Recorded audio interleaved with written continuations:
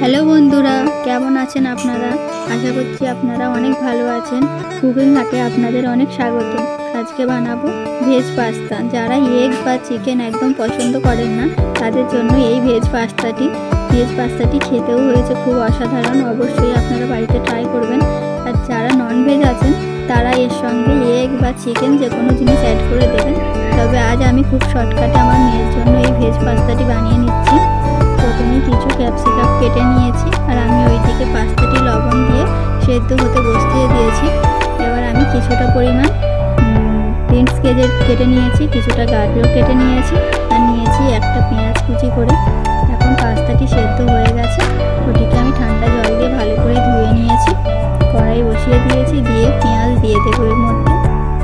পেঁয়াজটি হালকা ভেজে নিয়ে দিয়ে দিচ্ছি আদা রসুন বাটা। তবে আপনারা আদা রসুন স্কিপ করতে পারেন। আমি আমার মন মর্জি দিয়েছি। এবার দিয়ে দিচ্ছি কেটে রাখা গাজর আর বিনস।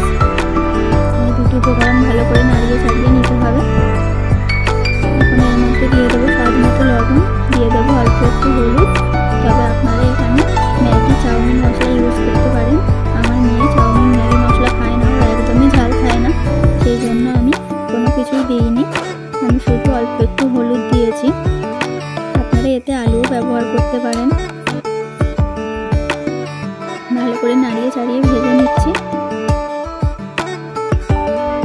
আর অল্প আঁচে ভাজবেন, কেননা বিনস গাজর এগুলো ভালো করে না সেদ্ধ হলে ভালো লাগবে না খেতে। এখন দিয়ে দিচ্ছি কেটে রাখা ক্যাপসিকাম। আর হ্যাঁ, ক্যাপসিকামটা কিন্তু সবার শেষেই দেবেন, কেননা ক্যাপসিকাম অল্পতেই সেদ্ধ হয়ে যায়।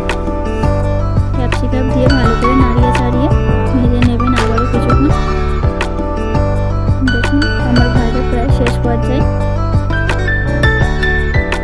আর আমার এখানে তেলটা একটু বেশি ব্যবহার হয়ে গেছে, আপনারা তেলটা একটু কম করে ব্যবহার করবেন। আর আমার চ্যানেলে যারা যারা নতুন আছেন অবশ্যই চ্যানেলটিকে সাবস্ক্রাইব করে দেবেন। এবার আমি দুটো টমেটো কেচাপ, যে 2 টাকা করে পাতা হয়, দুটো টমেটো কেচাপের পাতা নিয়ে দিয়ে দিলাম। দিয়ে ভালো করে নাড়িয়ে চাড়িয়ে নিচ্ছে। আপনারা এখানে সোয়া সসও ব্যবহার করতে পারেন, চিলি সসও ব্যবহার করতে পারেন। তবে আমি বললাম আজকে একদম অল্প উপকরণেই বানিয়ে নেব, সেই জন্য আমি আর কোনো কিছু দিই না। আমি অল্প একটু টমেটো কেচাপ দিয়ে নিয়েছি। ভালো করে নাড়িয়ে চাড়িয়ে নিয়ে এখন দিয়ে দেবো সেদ্ধ করে রাখা পাস্তাগুলি, দিয়ে আবারও ভালো করে নাড়িয়ে চাড়িয়ে নেব।